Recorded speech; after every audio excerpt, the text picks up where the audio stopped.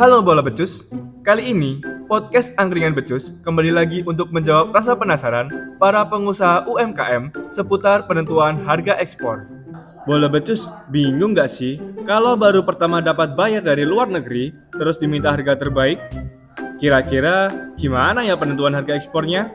Nah, kali ini ada Ibu Wida dari UMKM Batik Widayati dan Ibu Yuliani dari UMKM The Pro Kitchen datang ke podcast Angkringan Becus untuk konsultasi seputar masalah harga ekspor. Podcast ini dipandu oleh Pak Agung, Kasih PKC 5, dan narasumber Pak Gandhi, Regional Manager MSA Kargo Jawa Tengah. And this is Podcast Angkringan Becus.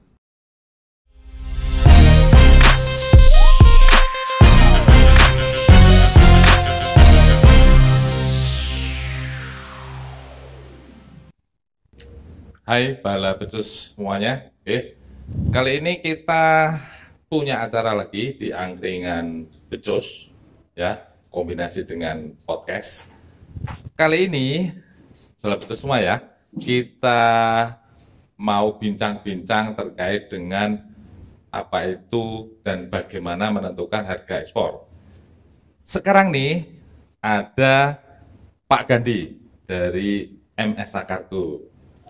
Selamat sore Pak Gandhi. Sore Pak Agung, terima kasih nih Pak Agung udah diajak Senang kesini bisa ketemu juga nih Iya. hari ini. Nah, di sebelah beliau ada Mbak Wida dari Batik Widayati, Pak.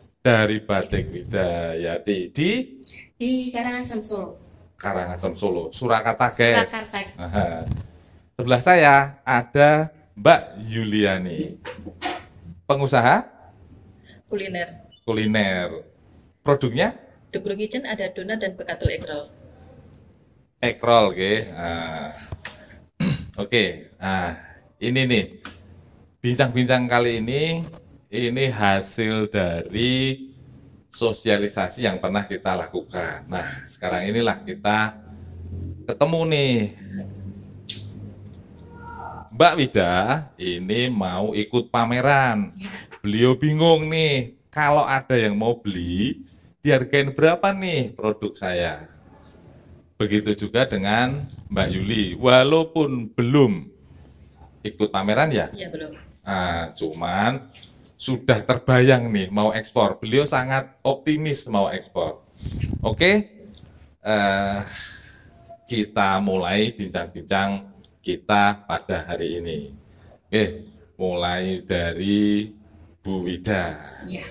Monggo Bu Wida, pertanyaannya dulu.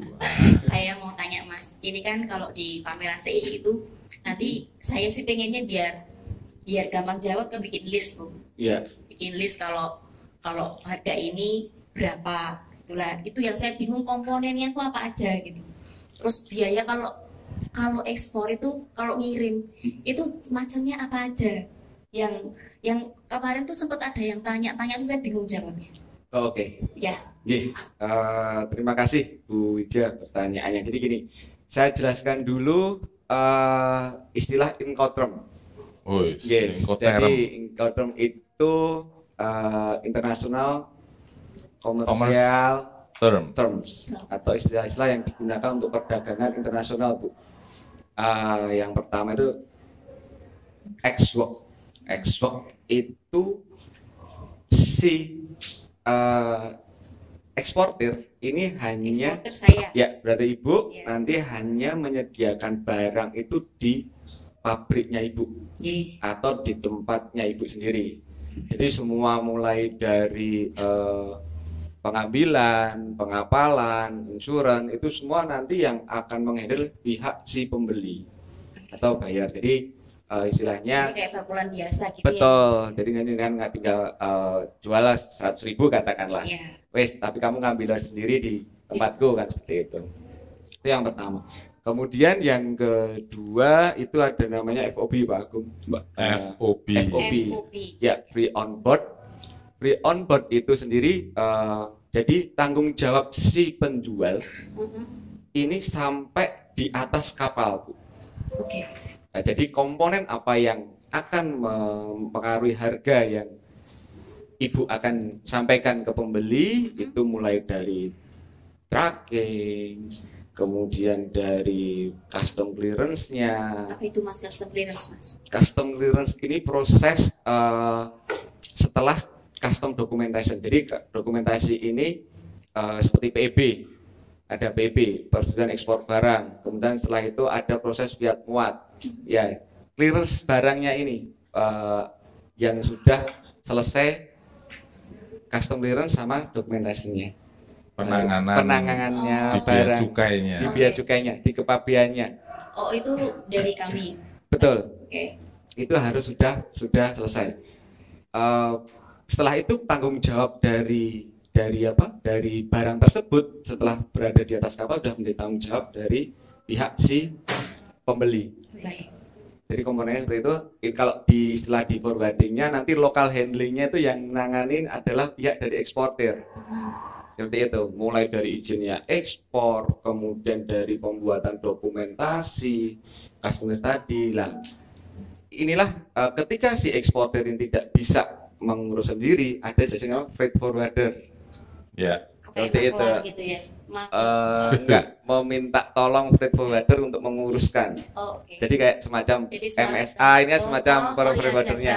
Jasa Betul, itu ya. Nanti mulai ketika jenengan pakai kontainer itu nanti kan biasanya ada MKL, ekspedisi muatan kapal lautnya. Oke. Ketika jenengan nanti ekspornya pakai udara, nanti jenengan bisa pakai ekspedisi muatan pesawat udara, empunya kan seperti itu. Itu nanti yang bisa mengurusi semua kebutuhan lokal handlingnya dari si eksportir tersebut. Seperti itu. Yang kedua nih dari FOB-nya nih. Kalau yang kedua ini kan berarti eksportir, betul, tanggung jawabnya sampai ke pelabuhan kan gitu, betul, Mas Gandhi. betul. Oke. Jadi sampai berada di atas kapal. Kalau mengutip dari Kementerian Perdagangan itu sampai pagar kapal. Jadi kalau ini istilahnya seperti itu. Jadi ya. begitu barang ini sudah di atas kapal, berarti tanggung jawab ibu sebagai eksportir sudah selesai. Kapal sampai ke mana? Ke tujuan itu sudah menjadi tanggung jawab si pembeli seperti itu. Kalau hobi. Kemudian ketika nanti ada permintaan, kadang aku CNF. Cost and freight. Seperti itu. Sama prosesnya tadi FOB, local handling, hanya ditambah nanti biaya pengiriman ini yang menanggung ibu. Oh, tambah lagi biaya pengiriman dari pelabuhan ke pelabuhan mereka. Ya, betul. Pengiriman. Kalau istilahnya itu freightnya, ongkos kirimi, ongkirnya, ongkir untuk freightnya sendiri ini yang nanggung dari pihak si penjual, gitu Pak. Itu kalau CNF. CNF. Kebetulan nanti ketika nanti barangku kalau rusak siapa yang cover kan gitu. Udah pakai CF sekalian, cost insurance and freight kan gitu. Berarti nanti dari ibu akan menambahkan asuransinya atas barang tersebut selama perjalanan dari tempat ibu sampai ke pelabuhan tujuan seperti itu. Julian, ada yang ingin ditanyakan terkait ini? Ada sih. Yang mau saya tanyakan, kan kebetulan kemarin itu ada penawaran dari buyer Amerika, Mas. Cuma masalahnya kan saya tidak bertemu langsung dengan buyer, jadi melalui pihak ketiga. Nah, saat itu saya dimintain untuk menentukan harga terbaik. Jadi harga dari saya yang saya jual sekarang sama yang orang yang ngajak saya itu cuma suruh nambahkan 8%. Padahal 8% itu perhitungan apa, saya kan kurang paham, Mas.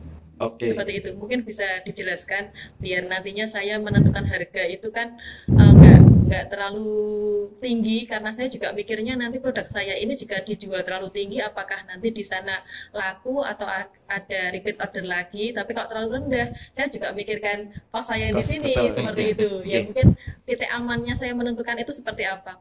Jadi kalau masukan dari saya, ketika ada permintaan harga, termnya mau seperti apa nih? Makanya kenapa ada Incoterm, ini terjadi ketika untuk istilah-istilah yang di dunia perdagangan internasional dibuat untuk menghindari interpretasi dalam kontrak. Jadi itu ada tanggung jawab pengirim sama penjual. kewajiban dan kewajiban-kewajiban antara pengirim dan penjual seperti apa. Nah, ketika sudah tahu kontraknya seperti apa, seperti tadi saya sampaikan, ex-work kah, FOB kah, CNF kah atau CIF kah, baru dari jenengan bisa menentukan, oh hargaku akan sekian. Seperti itu.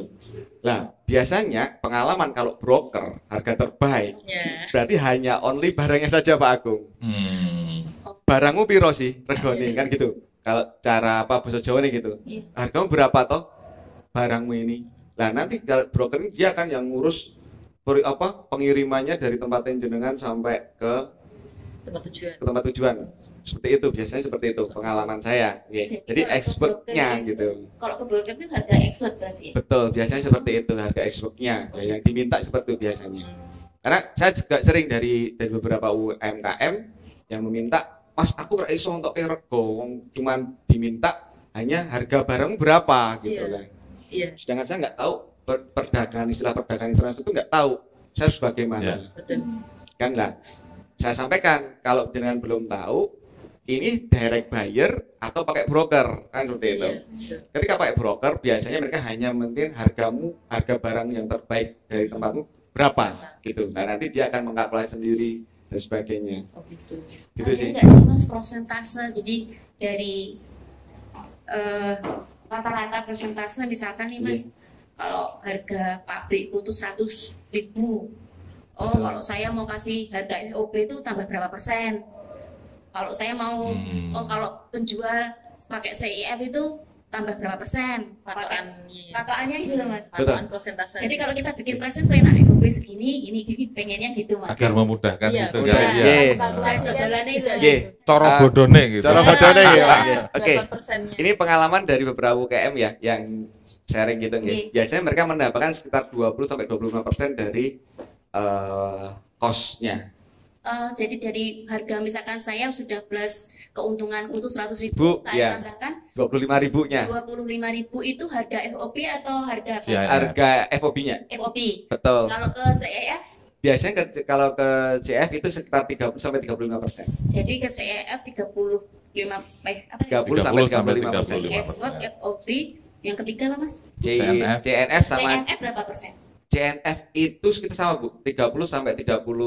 Oh baik. Kalau kalkulasinya premi asuransi J. itu sekitar 0,15 sampai 0,25%. Oh Persen. baik. Iya. Persentase Dari- untuk dari harga asuransi barang memang kecil sekali Kecil ya. sekali Mas Gandhi ya. gitu, J. Jadi kalau mungkin karena kecil kita jadiin gabung jadi CNF atau CEF tuh harganya sama nggak masalah ya mungkin. Iya. Heeh. Jadi karena yieldnya kecil sekali. Jadi kita kasih list harganya apa tuh? Export, FOB, Betul. sama itu terakhir CF. CEF 35%. Ya, kurang lebih seperti itu. Jadi ini karena saya bukan produsen, Nggih. Iya. Pengalaman dari produsen itu rata-rata sekian. Baik. Nggih. Baik. Seperti itu sih. Nah, nanti biasanya dari buyer pun juga akan menanyakan ada pengurangan enggak, dan mereka akan memilih sendiri itu namanya. Oh, tak kurangi. Udah deh, ini asuransinya tak pakai aja, tak aku sendiri yang nanggung Oh. gitu seperti itu. Jadi Oh, kalau ECF CNF terlalu tinggi nih, aku tak pakai harga FOB-mu aja deh kan seperti itu. Nanti aku rate-nya biar aku sendiri yang cari. jadi seperti mungkin itu. bisa untuk ini negosiasi harga juga Betul, betul ya. sekali. Oke, saya kasih harga segitu tapi FOB Betul. gitu misalnya. Iya. Dia nawar gitu kan Iya, seperti itu ya. iya.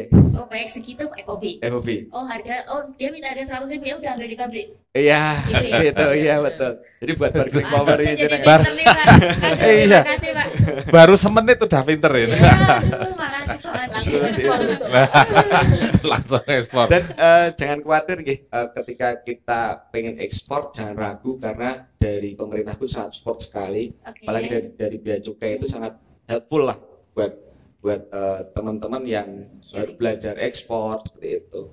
Terus Ya. kemudian banyak nanti kisi-kisinya ekspor pertama sih bagaimana sih harus memulai ekspor gitu. Apa aja yang dilengkapi, dokumen-dokumen apa yang diperlukan seperti itu.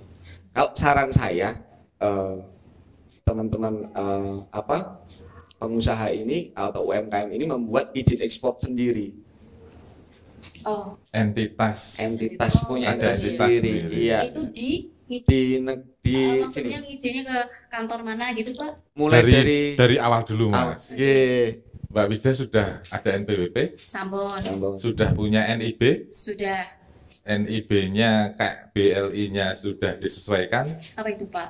BLI? Iya ya sudah. Oh, sudah. Saya Terus, ada CV juga. oh CV? Ya. Oh, kalau CV berarti dulu pakai anu ya.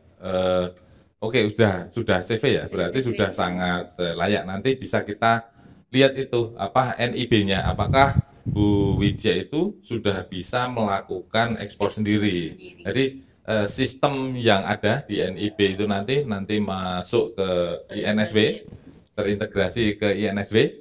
Kayaknya belum kalau itu Pak.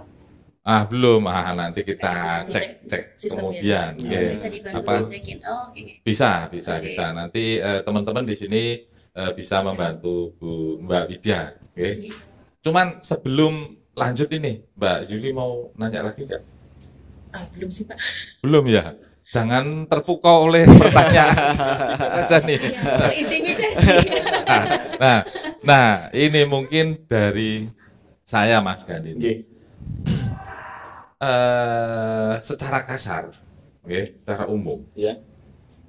eksportir itu biasanya milih harga apa? Ya, betul.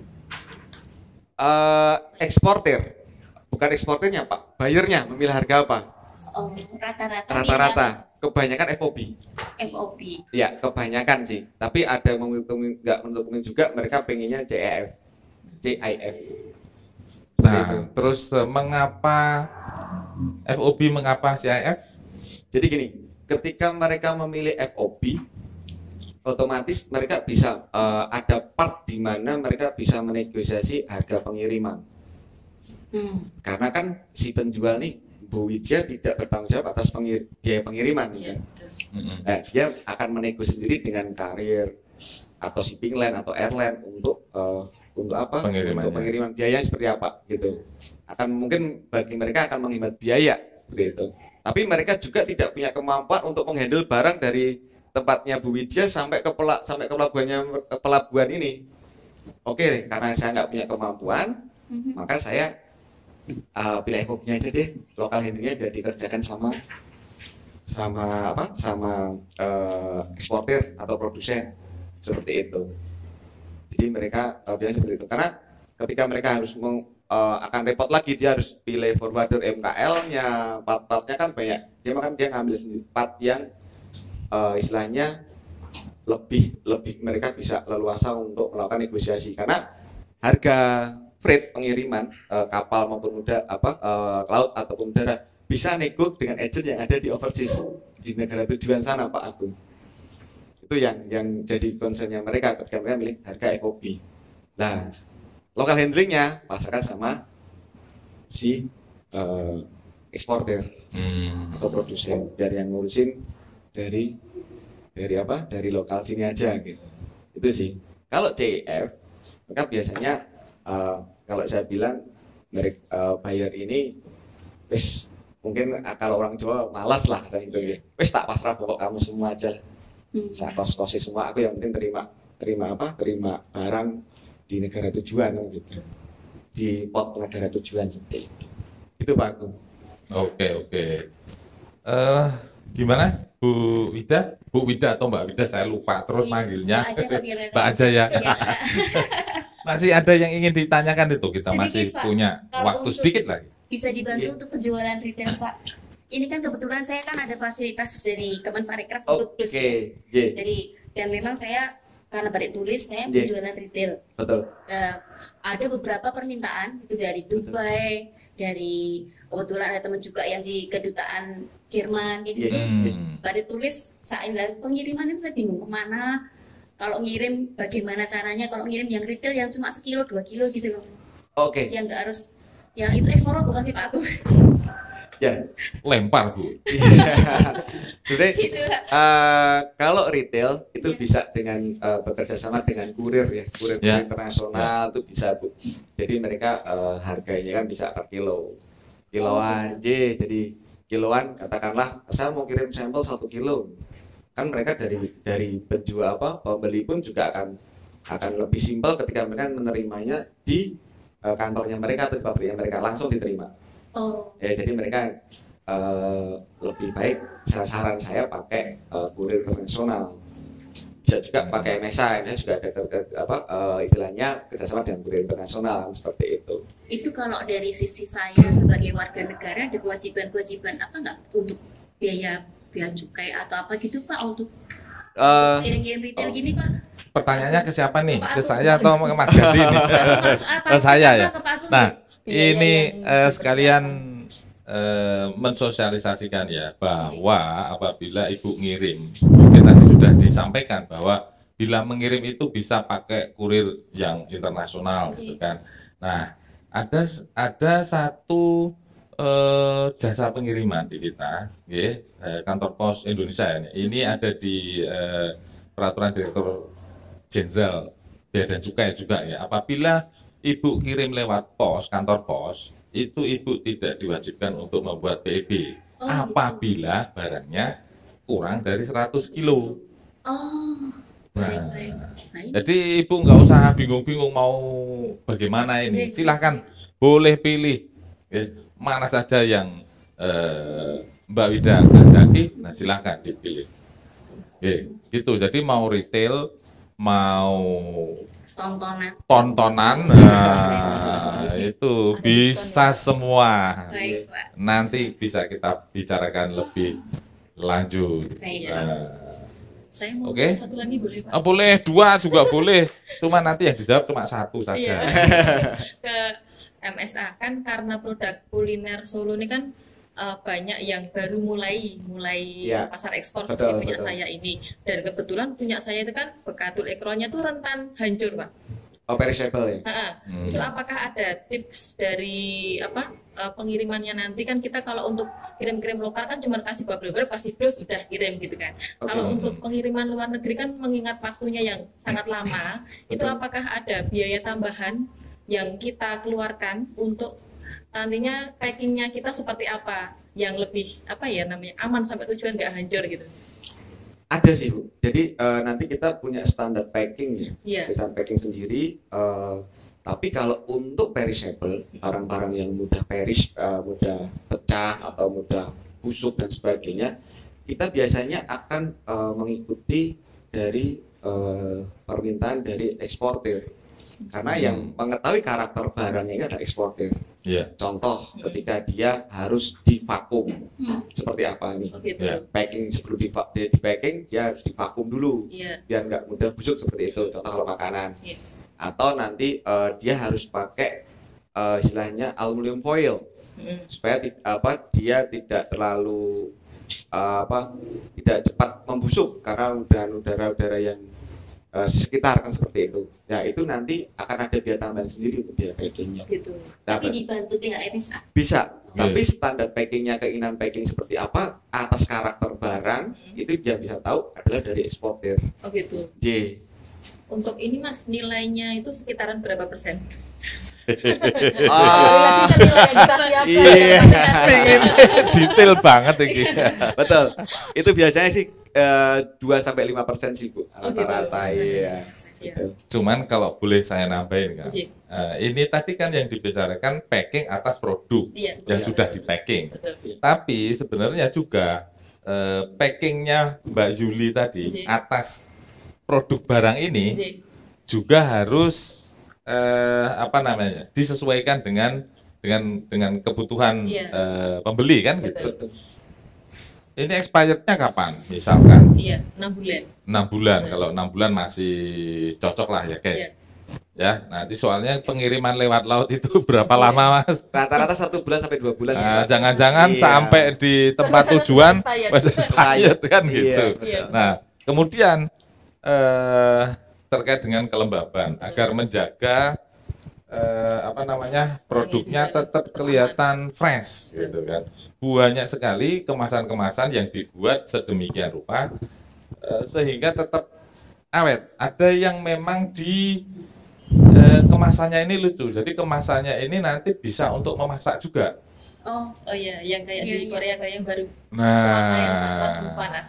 iya, Iya, kayak iya. gitu. Jadi Inovasi dikirimnya, packing gitu. Iya, betul. nah itu bagus ya Iya, cara betul. pemasakan yang dikemas dalam Packing.